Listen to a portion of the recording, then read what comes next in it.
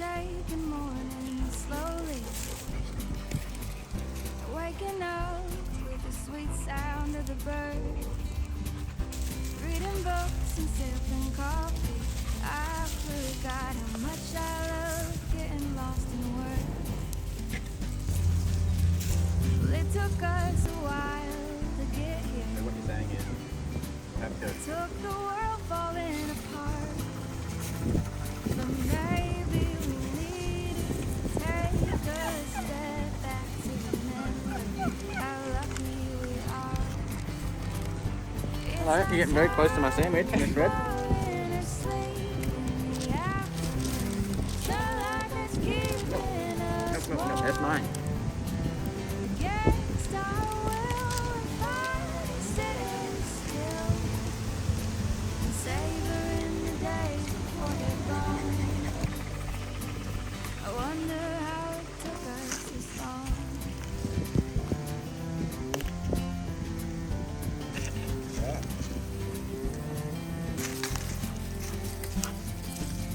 Spend our evenings telling stories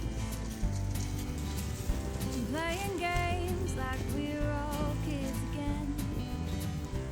Sitting on the front porch laughing, it's gotta be the finest medicine.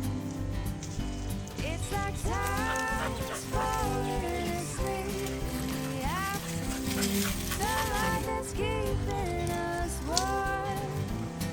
Against our will, we're finally sitting still and savoring the days before they're gone. I wonder how it took us this long. Freddo really prefers these kind of bush adventures, doesn't he? They're really his pace, aren't they? Yeah. He likes the short burst excitement, and then he's happy just settling in for the long haul. Whenever we do like pile burns and stuff like that to clear a little bit of the fallen scrub, he always loves settling right in, just doing this, investigating, having a sniff. So does Shadow. Shadow enjoys it as well. Yeah, she doesn't like the Hey, more darling. intense stuff. Hey, darling. But likes these Yeah. things. This long. This long.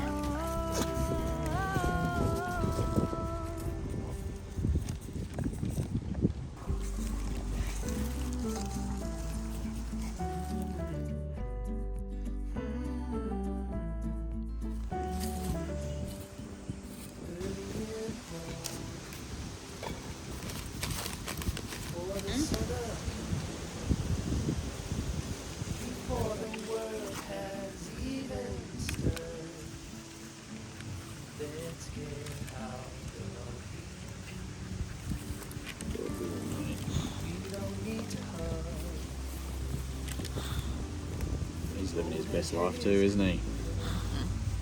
Let's follow the coast as far as it goes until we get so deep.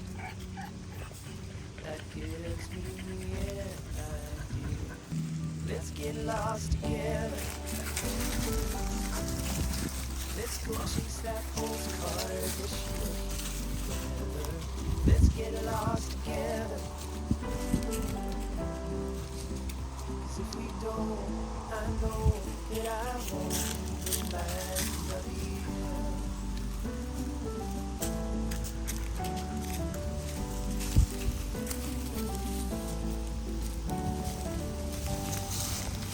It's your shoulder. So check it out. There's a whole wide world about to unfurl.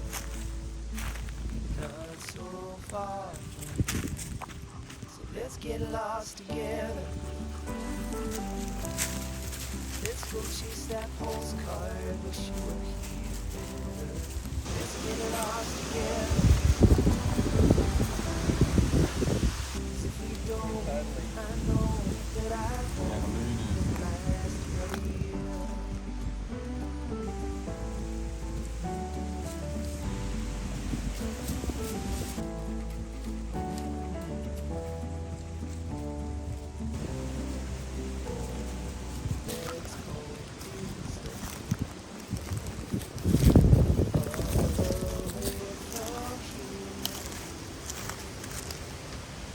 Let's get lost together. Let's go chase that postcard. Wish you were Up in the air. Let's get lost together. 'Cause if we don't, Yeah, this is more Miss Red's. She comes out every now and again and does a good run, but not like Miss Violet. Miss Violet's like She Miss is. Violet's like Joey and Maggie and Barney. They just do not miss a run. Isn't that amazing? Yeah. She doesn't care who's there. Like a lot of the dogs pick who they want to run with. Like the shepherds all want to run with Joey, and you know, Miss Red always wants to run with Miss Violet. But Miss Violet could be with anyone in any combination, and we'll have fun running along. You know, just keeping up with the group, running around. She is honestly indifferent as who comes. She doesn't care at all.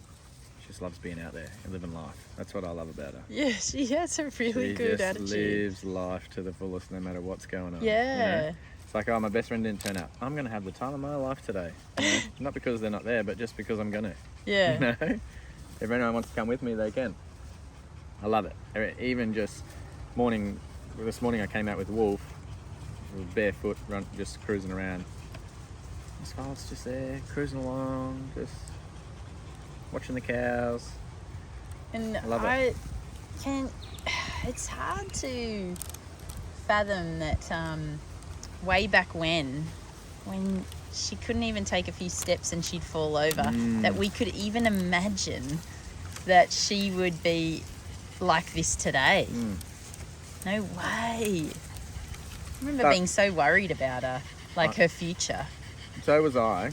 I remember I was as well. And then this morning, I realised again just how blind she is. Yeah. And just how deaf she is. Because I think she's completely mapped out this property. Yeah. Like she just knows the tracks, knows where they lead, knows where they're going. Because All 32 acres of it. she has. I swear she has. Because she never can hear us. Like I've ridden straight past her with the motorbike. It's not till I get within a metre of her that she sees it and goes, oh, you're there. And this morning, she kind of lost the group. I was just floating around with Wolf. He's pointing at things. We're driving over, you know, just letting Wolf decide where we go. So we're doing a bit of a crazy squiggle. And Miss Violet found herself off by herself with Rosco. Rosco looked at us and went, I'm heading back to the house. I've had enough, you know, and just started heading back. And Miss Violet was following him thinking, oh, we're going. And you could see in her brain going, I know you're going that way and that's the way home, but I didn't see anyone else go that way. And then she's looking pretty much directly at us but can't see us because we're at the top of the hill here. And I was talking, watching her little brain tick over. I'm like, follow your nose, Miss Violet, follow your nose. And you could see her doing this in the air, sniffing around. And then you see the head go down, bobble, and then just stumbles into us, just following her nose. It was really cool. Yeah, she's really makes the most of what she's got. Yeah, in her mind, she's not handicapped at all. Oh no. In her mind, she's like, yeah.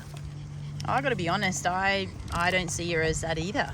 Like I think it is only those moments, those rare moments where we go, wow, you are very deaf and you are very blind. Or even with the toilet training is a moment where I realise that her learning process is not the same. Yeah. But other than that, totally don't see her that way. No. I know that she is, Yeah. but you definitely don't treat her that way. And socially, the Oh, dogs don't treat her that way either. no. Yeah.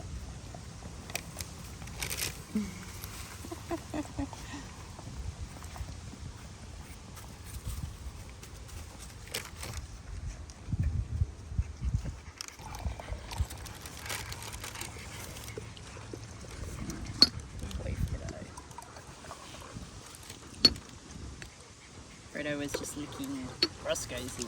Yeah. It's a total change from when Roscoe first joined the house pack, wasn't it? They're mates now. Mates. It's almost like they've accepted there doesn't need to be just one big Yeah. male, you know, Mhm. we could share it, and maybe it might be a little less stress. I don't know. No, I think it's more to do with the fact that they feel secure in their position. So when someone comes of equal strength, you know, that's their role, i.e. Freddo's role is, you know, protector. He's the big protector role. Rosco would totally fit that role as well. And so initially, it's a bit of a challenge to their position in the pack. Is their position in the pack up for negotiation here, or, you know, and so now he realises there's no threat to his position, so then they can drop their guard and be friends. I look at it as the same way as when people bring a baby into the house. You know, it's not a threat, it's part of the pack. You know, yeah, we're friends here, it's all one big group, we're just growing stronger with more numbers, you know what I mean? No sugar. No sugar, it's cold. Oh, what? It's stone cold. Really? We left it too long. I was gonna go, oh, it's so nice. I was like, "Ugh." Is it really that bad? Yeah. Oh, it's lukewarm. Oh, that's not lukewarm. Yours? Oh, it just like it's. Pick it up for me, I can't reach it. That's this cold to me. It's cold to eat. Well, it's definitely not a hot tea. I'll still drink it. So, on that note about Freddo and Rosco, Yeah. we talked here. But you're talking. Well, I'm going to ask the question, like, just raise the point, and you can talk about it. So, I personally noticed, and I'm pretty sure you could confirm, but I personally noticed that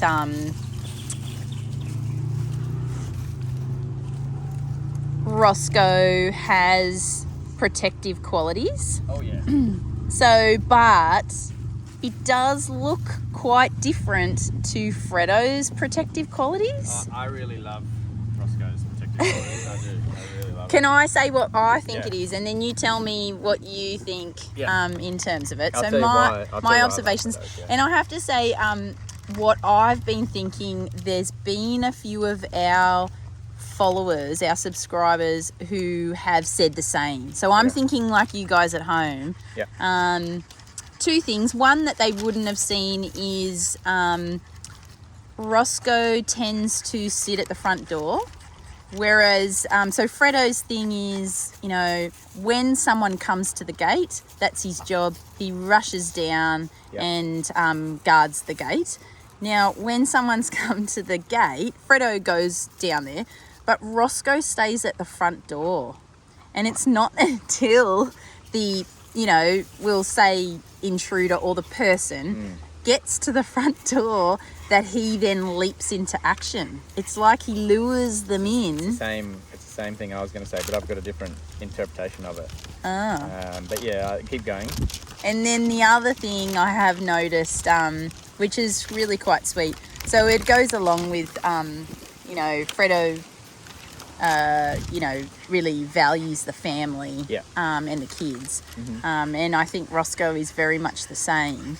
And I've noticed that he very gently and quietly puts himself in between Wolf and the other dogs. And he does it all the time. If you look back at the videos. And the other thing that I'll notice is when other dogs want to come up and say hello to Wolf, they're a bit in his face because they're a bit young and they're still licking his like face. the German Shepherds. And he's kind of like, get out of my way, but he's very respectful of Wolf's space. And I have also noticed that Rosco even will come in between them and Wolf. The shepherd. Yeah. And he doesn't do anything. He doesn't growl at them, or you No, he know, just uses his size. He uses his size, which I think is a mastiff thing.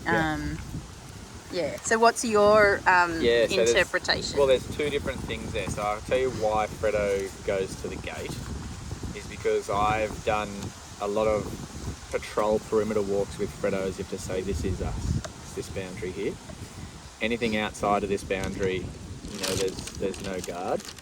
In here, this is guard. Anything up to this gate, this is you. This is all you. So that's that house yard. So, and he loves that role, Freddo. He really loves it. Every time I go down there, I have to start apologising to clients because they come up and say hello and all the dogs bark and I'm saying, good boy, Freddo, yeah, what is it, mate, what is it? Revving him up and they're like, oh, it's okay, I'm just training him. Don't take it personally.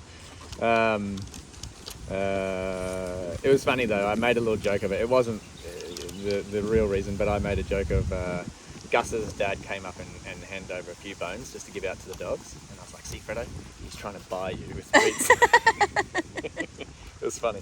But Rosco, this is why I like, there's more to this. I'm just getting burnt in the eyes with this smoke, hold on a second.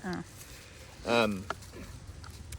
The shepherds do their job of alarming. They do a very good job of that. They would scare a lot of people off. But not only that, the shepherds know that they're not front runners in the pack. They know that they are mid-range pack members, and so their job is to alert the high-ranking pack members and myself. Something's here for you to have a look at. There's something here that deserves your attention, and that's where Freddo springs into action. He takes that cue and goes, yeah, what is it? Let's go, and then gets down there. Yep, there's someone in the driveway, bark, bark, bark, or whatever. But that's where sort of Freddo takes over, and that's what the shepherds do. Rosco just sits back and does not even flinch when all 13 dogs go charging down, barking at the front gate. He just sits there and goes, there's no threat here.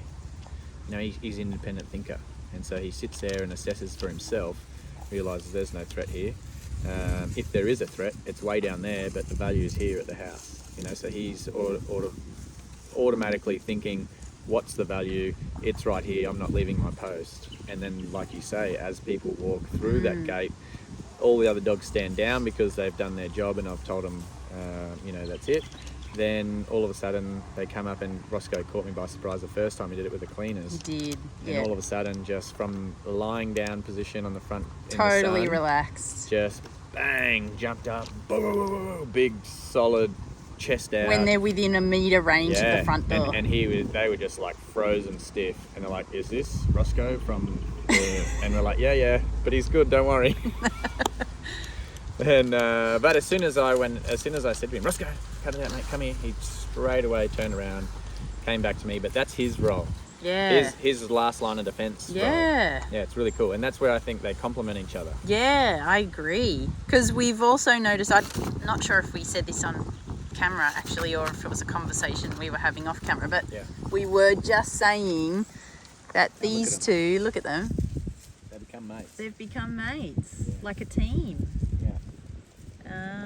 Which is actually really cool, because we all know what Freddo was like with Rosco. Yeah. And it's like they have respect for each other's role in the pack. Well, that's right. So I think that they're not threatened. Well, Freddo's not threatened by Rosco anymore. So I think with Rosco coming into the house pack, Freddo kind of thought, hey, you're a big, strong dog. Are you here for my position? And that's why the rivalry or the jostling started with Freddo. But very quickly, just through Rosco's personality and where the way that he fell into the dynamic, Freddo's completely dropped his guard and accepted him, and yeah, they're good mates now. Licking each other's ears. I know, it's really sweet. Yeah. There they are. Two of them sleeping together. Warms your heart, doesn't it, when you kind of see stuff like this? I do like it. Yeah. Same.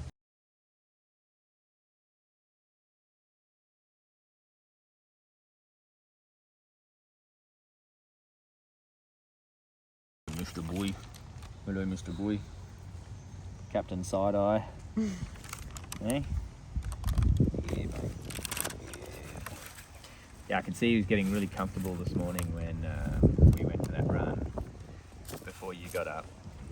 And he just Took himself back to the. He's like, it's too early for this. You know, I'm going back to the couch and just took himself back to the house.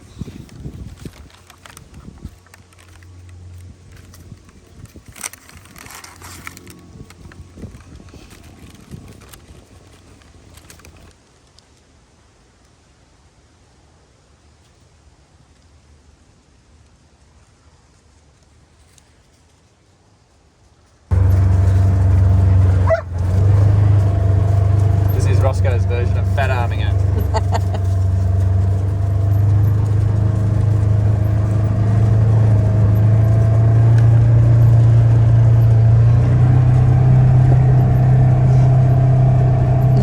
He wants to come over to you now. Let me get some, Sam. Let me get some love.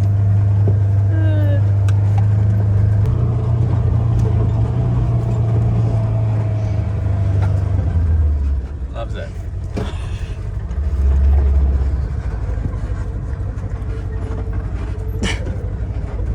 Look how tall he's standing. He's like, He's like, it's like a scene out of Titanic at the front of the ship. It is a bit, isn't it? Oh, don't go so fast, Luke. Please, please. 6 kilometres an hour, Sam. It's not fast. Oh, so squashed.